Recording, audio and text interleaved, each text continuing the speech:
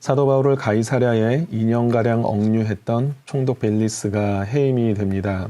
그리고 이제 그 자리에 새로운 인물 베스도라는 인물이 부임을 하게 되었습니다.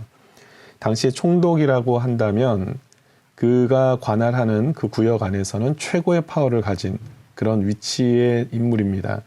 하지만 그 지역의 지도자들과 상생관계에 놓여져 있기 때문에 가능하면 서로를 배려하고 서로의 필요를 들어주는 것이 정치적으로 윈윈할 수 있는 그런 방법이었습니다. 따라서 신임 총독 베스도 역시 관할 지역 내 거주하는 유대인 지도자들과 원만한 관계를 잘 유지해야 될 필요가 있었습니다.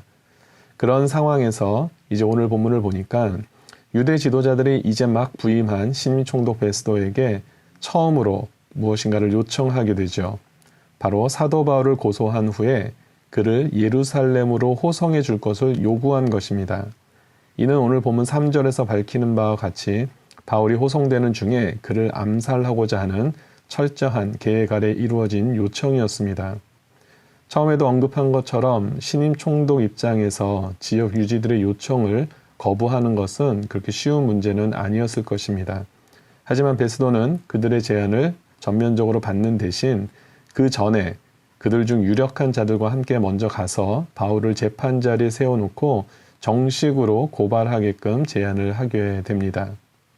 베스도가 왜 유대 지도자들의 첫 번째 요청을 쉽게 허락하지 않았는지에 대해서는 분명히 밝히고 있지 않지만 아마도 이제 막 부임하여서 전체적인 분위기를 제대로 파악하지 못한 상태에서 무조건 그들의 조건을 들어주는 것이 또한 큰 부담으로 작용하지 않았을까 추측해 볼 수 있습니다. 중요한 것은 결국 유대 지도자들의 바울을 암살하려는 최초 계획이 무산되었다라는 사실입니다. 이렇게 암살 계획이 무산된 직후에 사도 바울은 법정에 서게 되는데요. 이 자리에서 사도 바울은 총독과 유대 지도자 앞에서 자신의 무죄를 변론하기 시작을 합니다. 8절을 보니까 바울은 내가 도무지 죄를 범하지 아니하였노라. 또 11절에서도 보면 만일 내가 불의를 행하여 무슨 죽을 죄를 지었으면 죽기를 사양하지 아니할 것이나 만일 이 사람들이 나를 고발하는 것이 다 사실이 아니면 아무도 나를 그들에게 내줄 수 없나이다. 매우 법정에서 담대하고 당당하게 자신의 무죄를 변론하는 모습을 보게 됩니다. 반면 사도 바울을 고소한 유대 지도자들은 마땅한 증거를 대지 못하고 우물쭈물하게 되죠.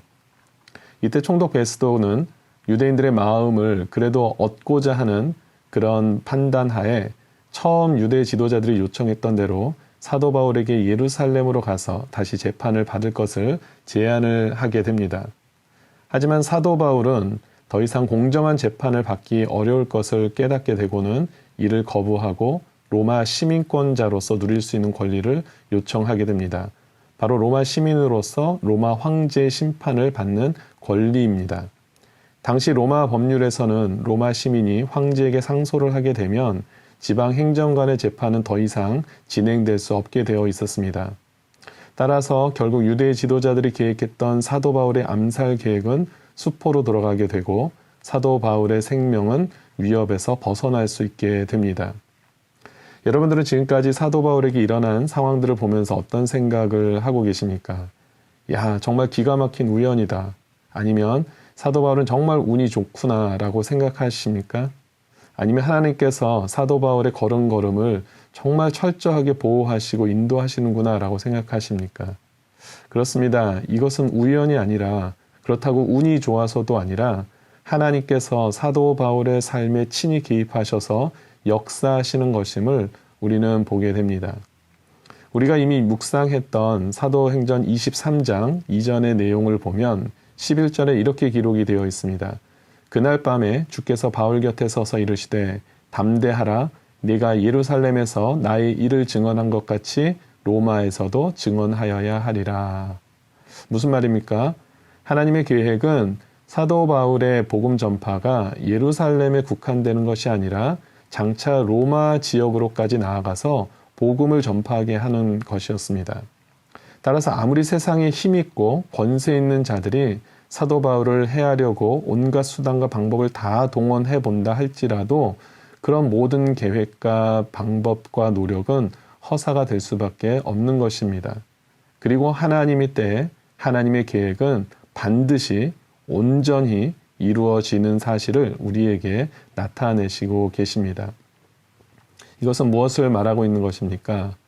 바로 우리 눈에 보이지 않지만 지금도 저와 여러분들의 삶 속에서 하나님은 여전히 살아서 역사하신다라는 사실이죠. 오직 하나님만을 두려워하고 주님께서 맡겨주신 사명을 위하여서 목숨을 걸고 생명을 걸고 나아가는 자들의 삶을 주님께서 반드시 지키시고 책임져 주신다라는 말입니다.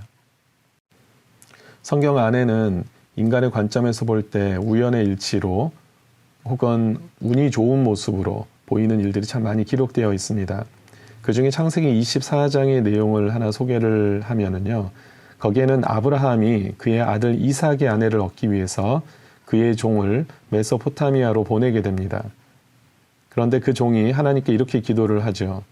하나님, 주인의 며느리 될 사람을 순조롭게 만나게 해주십시오.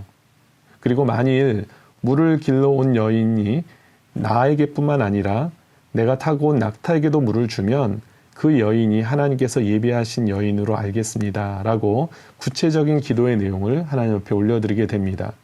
그래서 성경을 보니까요. 이 종이 그렇게 기도를 마치기도 전에 리브가가 등장했다라고 기록하고 있습니다. 그리고 또한 등장한 것뿐만 아니라 종이 기도한 내용 그대로 그 종에게 뿐만 아니라 낙타에게도 물을 건네주는 그런 모습을 보여주게 되죠. 이것이 인간적인 관점에서 보면 기가 막힌 우연의 일치이죠. 혹은 그 종에게 굉장히 운이 좋은 사건이 될 수 있습니다. 하지만 이것은 인간적인 관점에서 보는 것처럼 우연도 아니고 운이 좋아서도 아닙니다. 이것은 시간과 공간을 초월해서 역사하시는 하나님의 섭리인 것이죠. 요즘 수요일 저녁마다 룻기의 말씀을 가지고 여러분들과 함께 은혜를 나누고 있는데요. 룻기서의 주인공 룻도 마찬가지입니다. 룻은 모압 여인이었지만 남편을 잃고 시어머니를 따라 베들레헴으로 들어가서 살게 되죠. 그리고 룻은 이곳에서 이삭을 줍는 일을 통해 생계를 이어가게 되는데요. 성경에 보면은 룻이 우연히 보아스에게 속한 밭에 이르렀다고 기록하고 있습니다. 그리고 그녀가 일하는데 마침 보아스가 그 현장에 와서 룻을 보게 된다고 기록하고 있습니다. 물론 인간의 관점에서 보면 우연이고 마침 이러한 일이 일어난 것처럼 보이지만 사실은 이 모든 것이 전지전능하신 하나님의 치밀한 계획 속에서 이루어진 사실임을 우리는 너무나 잘 알고 있습니다. 이와 같이 사도 바울이 생명의 위협에서 벗어날 수 있었던 것도 아브라함의 종이 이삭의 아내가 될 리브가를 만날 수 있었던 것도 또한 룻이 보아스를 만나게 된 것도 모두 우연을 가장한 하나님의 섭리였다라는 사실입니다. 그리고 하나님의 이러한 섭리는 지금도 저와 여러분들의 삶을 주관하고 계심을 믿으시기 바랍니다. 그 섭리 속에서 우리가 예수 그리스도를 나의 구세주로 고백하게 되었고 하나님의 자녀가 되는 권세를 가지고 살아가게 된 것입니다. 그리고 사도 바울의 고백처럼 우리 안에서 착한 일을 시작하신 이가 그리스도 예수의 날까지 이루실 줄을 확신하는 믿음을 우리가 잃어버리지 않고 사도 바울처럼 어떠한 시련과 환난 속에서도 승리하게 될 줄 믿습니다. 우리의 삶은 우연이 아니라 운으로 살아가는 것이 아니라 하나님의 온전한 계획과 섭리 안에서 살아가심을 믿고 온전히 하나님을 의지하며 나아가는 우리 귀한 성도님들 되시기를 주님의 이름으로 축원드립니다.